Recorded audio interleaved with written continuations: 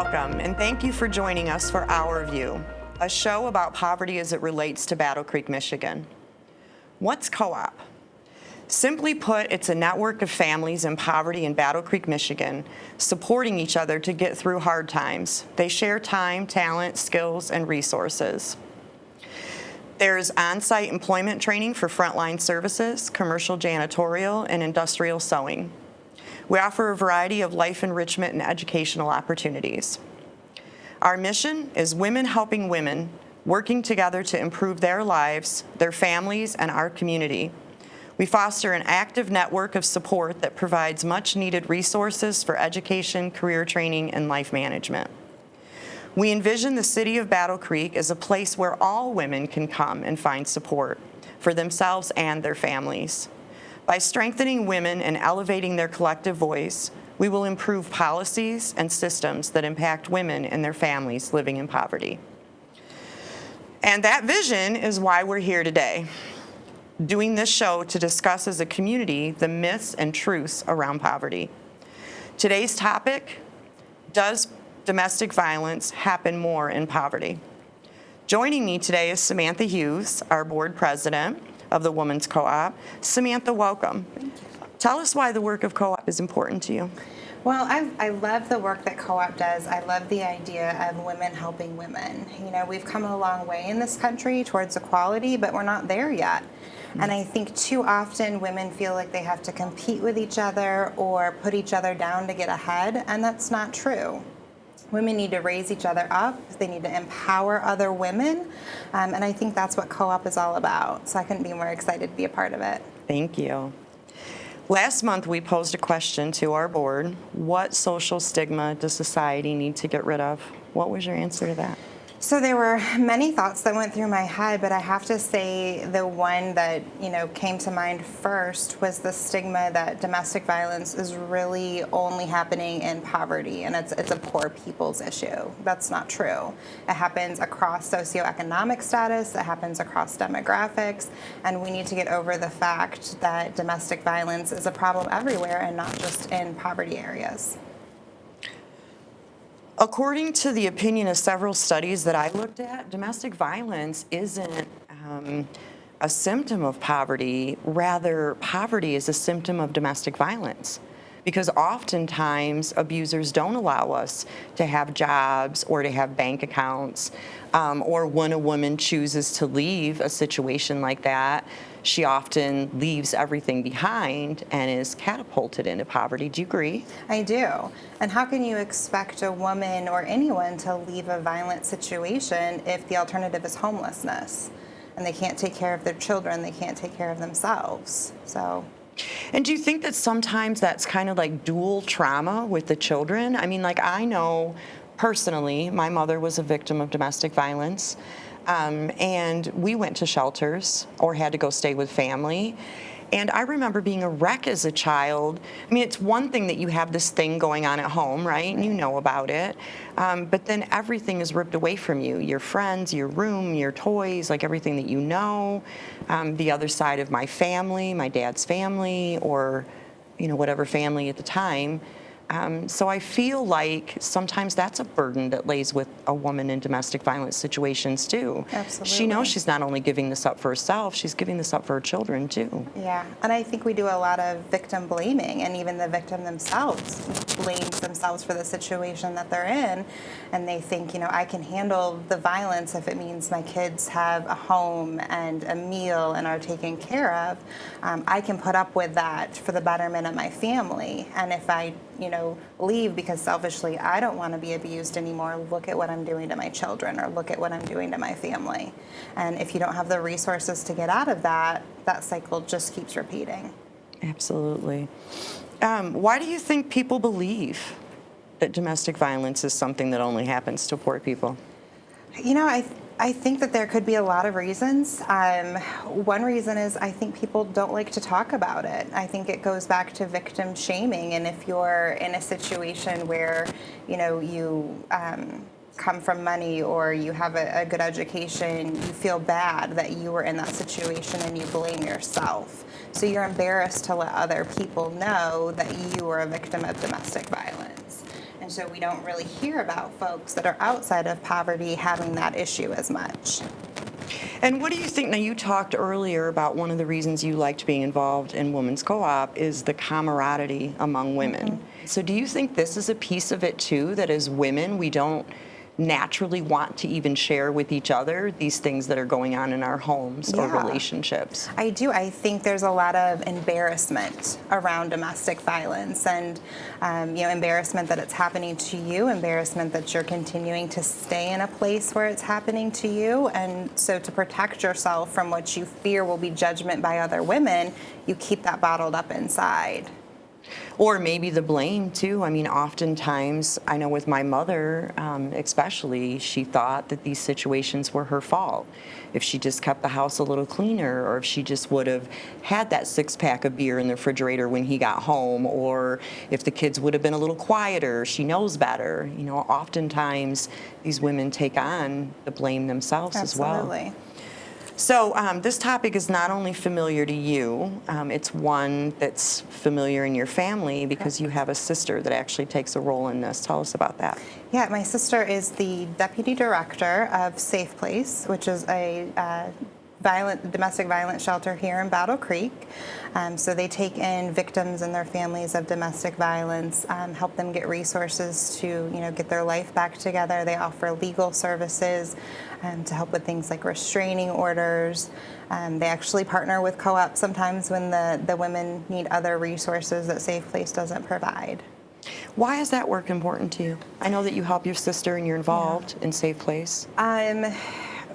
To be candid, I was a victim of domestic violence myself. I'm sorry. So years ago, I was in a relationship, and for 4 years, I unfortunately was the victim of sexual, physical, and mental abuse, and nobody knew that. I kept that very close for probably the reason a lot of victims keep it close to the chest. I was embarrassed. I have a master's degree. I had a great job. Why would I put myself in a situation where a man was doing that to me? How come I wasn't strong enough? I had the resources. How come I wasn't strong enough to get myself out of that position? And I was driving one night and I was very upset. We just had a bad fight, and I called my sister to talk to her about it. And she flat out asked me, "Is he hitting you?" And in that moment, I couldn't lie anymore, and I came clean. And it was that moment that I finally got help and addressed my situation head on. And I think about all of these people who may not have a sister like that or a person in their life that cares enough to ask them what's going on. They desperately need these resources. I needed these resources. And so do many other victims. And so that's why the work that she does and Safe Place as an organization means so much to me. And what can we do as women? You would think that since I was raised with domestic violence that I would recognize it. I am a lead case manager for a major organization in town, and I don't always recognize it. What do we do as women when we do recognize it? Is it just reaching out to the victim? Should I call if I hear something at my neighbor's house? I mean, where do you feel those lines are? I think it's really a gray area, and it's really a case-by-case situation. So I always think it's the right thing to do to reach out to the victim, offer support, let them know of the services that are available, even just being a listening ear. When I had that conversation with Stacy and being asked that, we were on the phone for a couple of hours because I just finally unburdened myself of everything that I had been going through. So I needed that person to talk to. So I think, you should always be that person. If you feel that the victim is in danger, then absolutely, call 911 or call somebody to get help. But I would say it's really the victim who needs to make the decision to leave the abuser. So when you have other resources like the police involved, it doesn't necessarily mean the victim is going to leave. So if you can be that sounding board for the victim and help them build their confidence to leave, that's going to be the most beneficial, in my opinion. Thank you, Samantha. Thank you for serving on the Women's Co-op Board. You're amazing. And with that, we're going to go to break. And when we come back, we'll be talking with Samantha's sister, Stacy. Thank you. Welcome back. and thank you for joining us for Our View, a show about poverty as it relates to Battle Creek, Michigan. Our next guest is Stacy Conkle, the Deputy Director and a counselor at Safe Place, and also Samantha Hughes' sister. Welcome, Stacy. Thank you. As Deputy Director and counselor at Safe Place,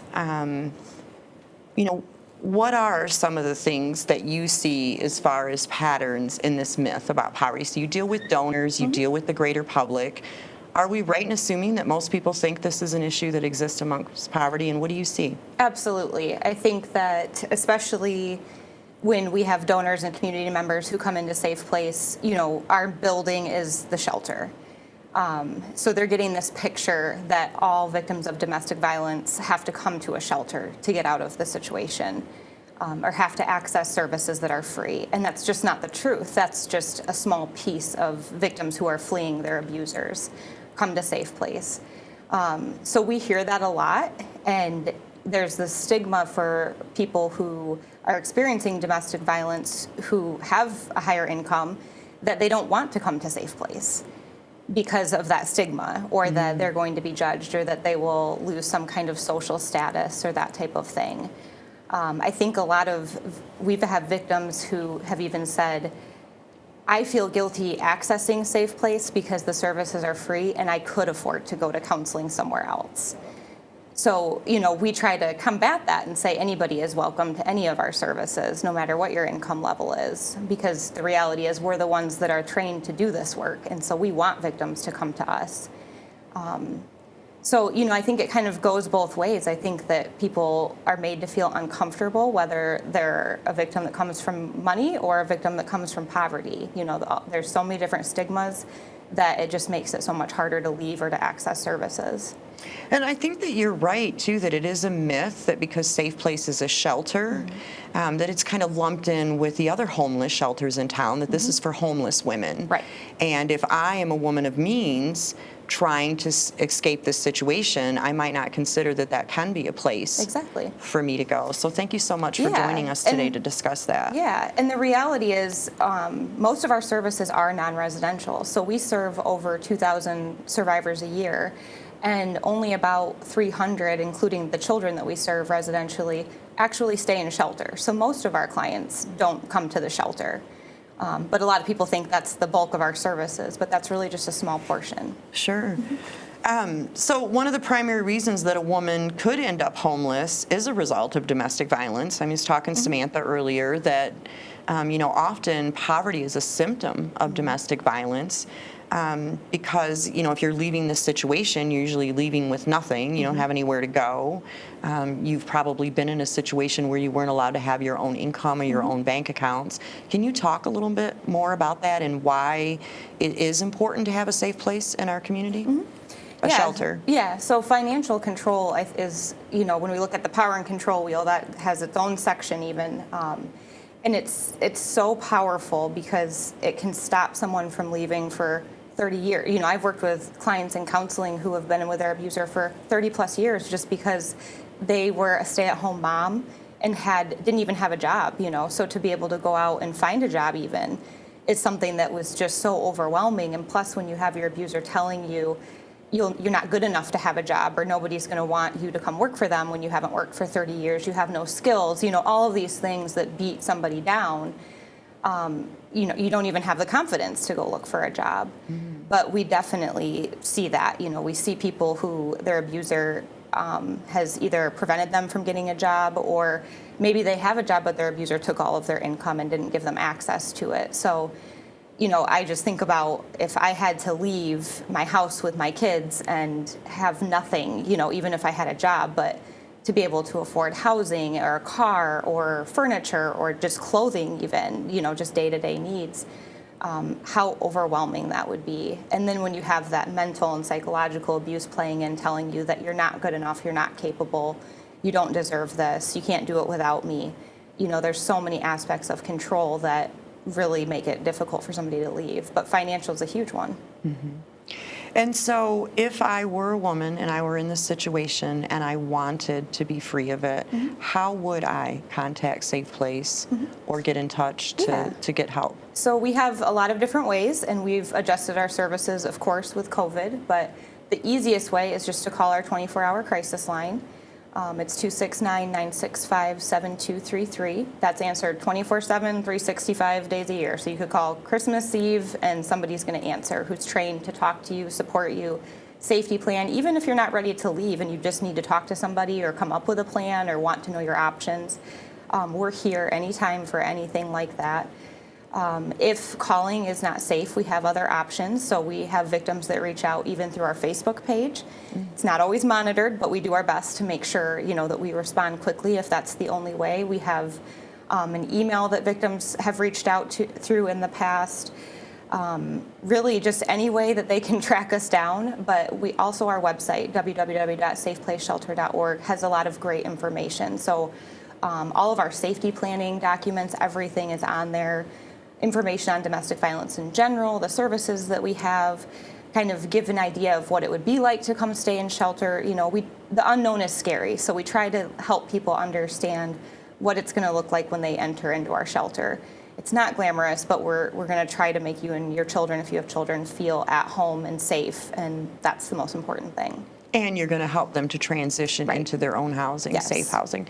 And I think that it's worthy to mention, too, that you're not just offering shelter for these women, but you also walk them through the legal process of holding their abuser accountable, of putting orders in place through the court so that they're safe from this abuser, if they want to file a divorce or custody of the children.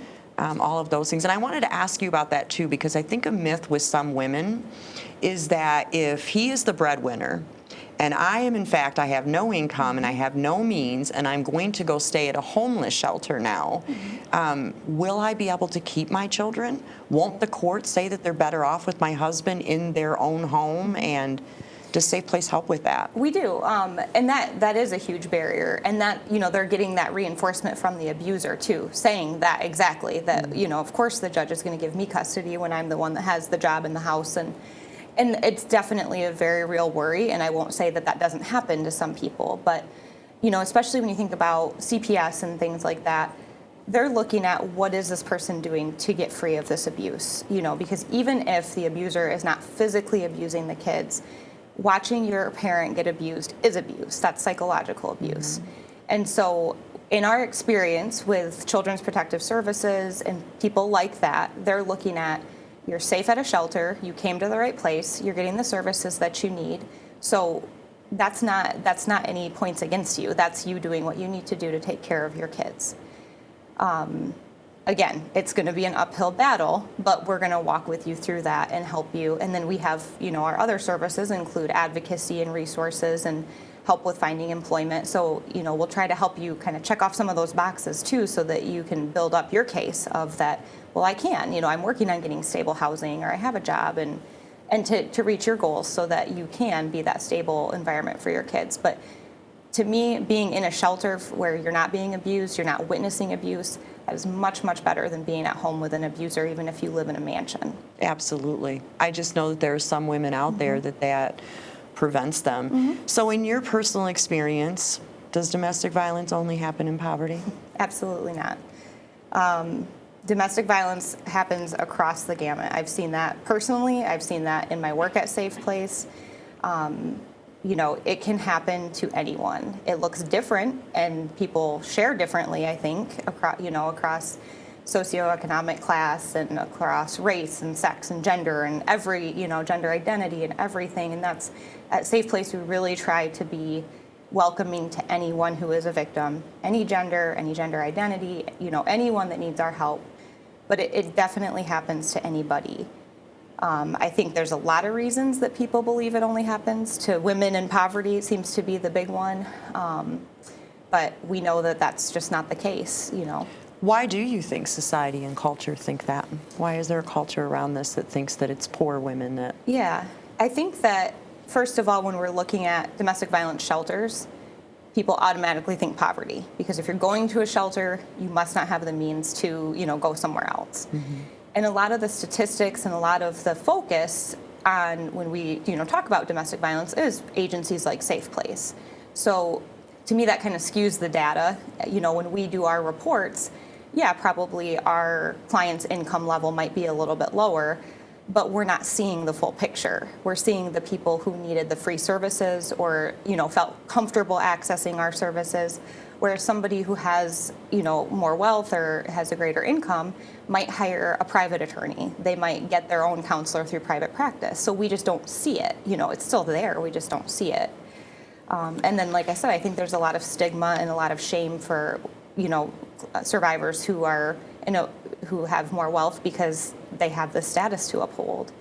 And even with leaving, that if my kids are used to this lifestyle and I can't give them that on my own, I've seen victims decide to stay just for that reason, that Sure. my kids are used to this lifestyle, so I'm going to stay. They're still a victim. Why this work for you? I started at Safe Place working nights 7.5 years ago, and it was honestly a way to get experience during grad school. I never envisioned that I would stay. I planned on being a private practice counselor. I fell in love with the work. I realized that domestic violence had affected me personally in more ways than I even realized because I never learned about it. You don't talk about it in school. You don't know what this looks like. You don't know what dating violence looks like. So I had some really personal realizations for things that I had been through, things that my family had been through. And so then it became personal for me. And then as I continued working, even more personal. But I just truly love the work. Our survivors are just some of the best people. I feel so privileged to be able to do counseling. And I love that I get to provide counseling for free to clients so that they can get as much support and services as they need and never have to worry about, does my insurance cover this? Or I don't have insurance. That's just, I think, the best feeling in the world. Thank you. And it did become really real for you in the work. Your sister Samantha shared about her own personal journey with domestic violence. What was that like for you when it hit home personal? I mean, how did you know to ask? Mm-hmm. It was very challenging, I won't lie, and I appreciate that Safe Place, we have a very supportive staff and a very supportive environment because everybody knew that I thought that that's what was happening to her. I knew that I had to be careful and not push her away or not make her feel judged. So I had to wait until I felt that she was ready to talk to me about it. So I thought that's what was happening for a couple of years before I was ever able to ask that question. But the night that she called me, I knew she was kind of at that point. I felt very strong that I was correct in my intuitions just on things we had seen from this person and, behaviors. And I just had to ask her, and I knew she wouldn't lie to me at that point. I knew she wouldn't hide it from me. And I'm so thankful that she felt comfortable and safe to talk to me about it. And, that started her path of leaving that person and getting free of the abuse. And it took a long time and a lot of support. But I don't think I ever would have asked if I didn't have the knowledge and experience from working at Safe Place. Well, thank God for that. Yes. And thank God for you and community and the Thank work you. that you do. Stacey, thank you so much. And thank you. you for joining us today. One more time, and then we're going to roll this on the screen. If someone out there is listening and needs help, where and how do they get that help? They can call our 24-hour crisis line at 269-965-7233, and they can visit our website at www.safeplaceshelter.org. Thank you. And thank you for joining us today. Thank you.